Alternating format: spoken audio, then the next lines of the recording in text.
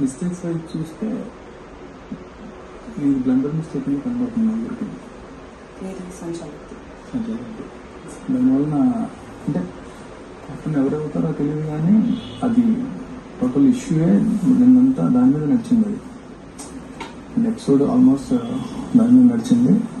అంటే నలుగురిలో ఎవరైనా మళ్ళీ ఒపీనియన్ డిఫరెన్స్ వస్తుందేమని చెప్పి నేను 2-3 సార్లు అడిగా. 1-2 సార్లు అడిగి డిసైడ్ చేయండి, ఎందుకంటే వాళ్ళు అడిగితే మనం రీజన్స్ చెప్పాలి అని చెప్పినప్పుడు అందరూ ఫస్ట్ మీ పేరే చెప్పారు. నాకు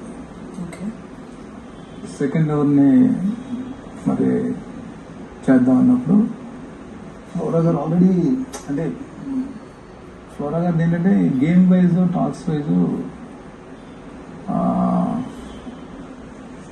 ఆవిడ ఇంకా అంటే ఎక్కడో ఇంకా కరెక్ట్ గేమ్ స్టార్ట్ అవ్వలేదు.